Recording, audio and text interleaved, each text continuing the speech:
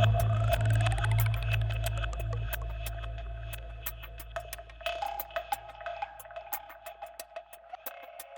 there, it's Joseph here at Edge Dynamics.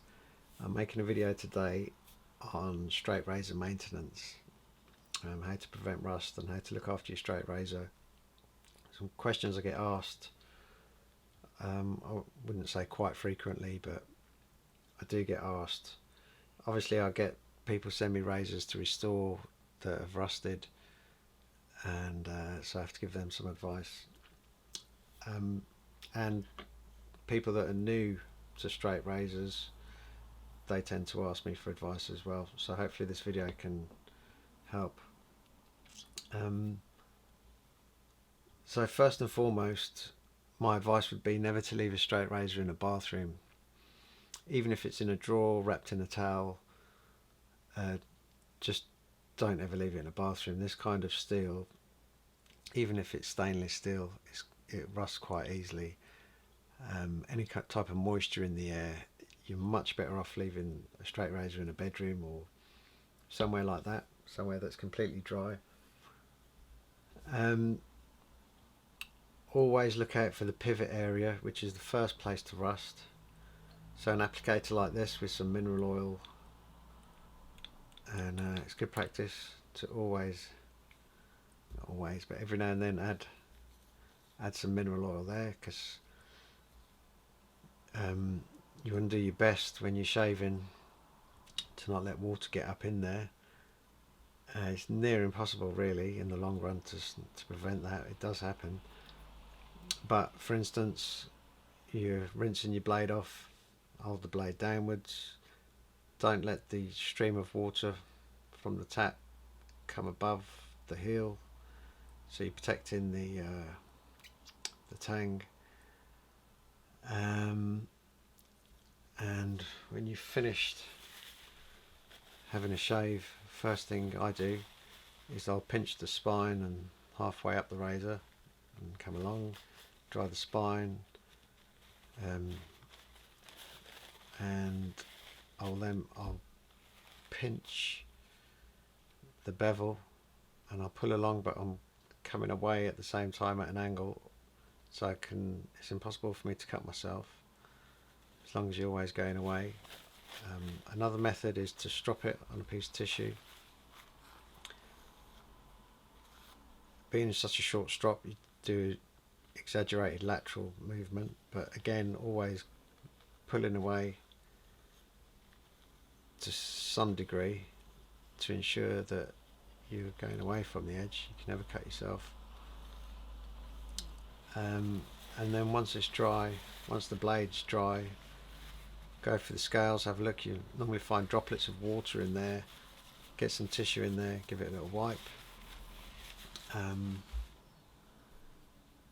And another little tip is, if ever the straight razor leaves your hands, you're putting it down on the side, you might be going for a second pass or creating lather, stropping, whatever the situation, always ensure the edge is within the scales. That's really good practice. It's just better for the edge, and it's safer for you. So that's something I always do. I don't want to close it fully unless I know it's 100% dry, because you don't want water resting inside the scales to be touching on the steel up here. That will cause rust. That's another rust point really. It's right there from what I've just said. It's being closed in wet scales, and in there's a rust point. So yeah, mineral oil is good for short term. It depends on your environment. So I wouldn't use this really in the workshop, but I do use it after I've honed a razor. You only need one drop. I don't know why I've just overdone that, but just give it a coating, and then I'm pinching away from the edge again, so I can't cut myself. And at the same time I'm covering the bevel, because the bevel would be the first place to rust as well really, because it's it's a coarse surface because it's been on the hones, so that will tend to rust straight away. That'd be the first place to rust on a razor, really, would be the bevel. So ensure the bevel's oiled. And yeah, I mean, I'd also oil, these are ox horn scales, ox or buffalo. You know, they appreciate a bit of oil. Even if these were plastic scales, synthetic, I'd put a bit of oil on them. It wouldn't hurt. I would not oil bone or ivory, but I also as well add a few drops of oil along here. I'll just do a line of oil actually inside the scales there, because that's basically just to protect this edge from friction of closing on the inside of the scales. I mean, it can't hurt. And as I say, it's down to environment to how long the mineral oil will last, but I wouldn't go more than a few months. I'd go for something else, because it does tend to evaporate, and it leaves like a bit of a film there, but it's not much protection. And especially if it could be a dampish environment, could be winter time, or you know, as I say, it all depends on environment and circumstances.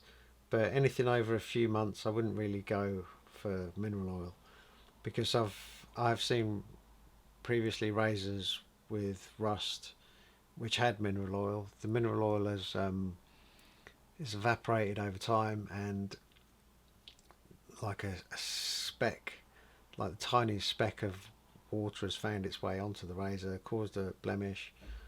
So it has its purposes, but that should be, everyone should have mineral oil though.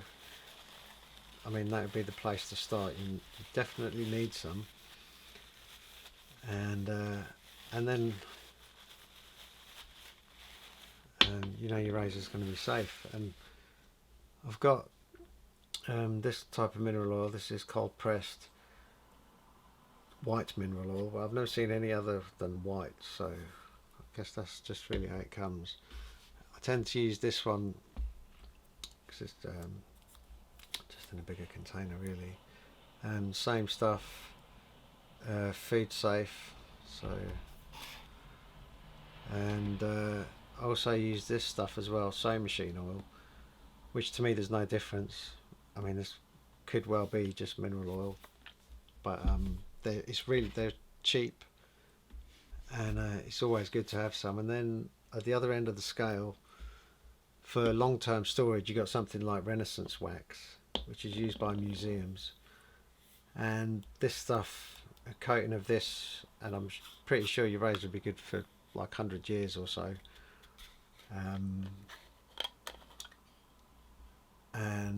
Yeah, what I tend to do with this, I tend to give some of this away in a little pot to people who've had trouble with rust in the past, or if it's an heirloom razor, they're not going to use it, they just want to store it.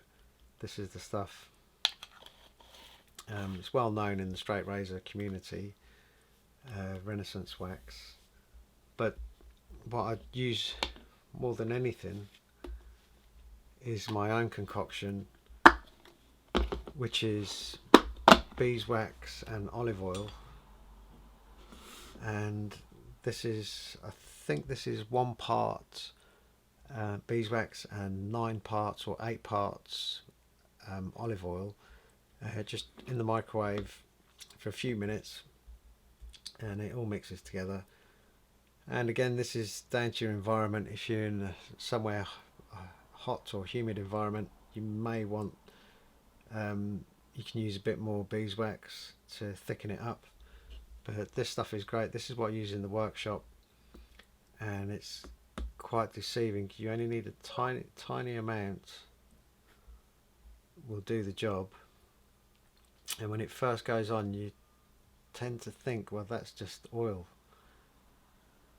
But if you're to wipe it away, wipe the oil away, you are left with a thin layer of beeswax. And I really should patent this stuff because it's really good. I use it in the workshop all the time, and it's cheap. It's really cheap, and there's no messing about with that stuff. So hope that helps, and thanks for watching.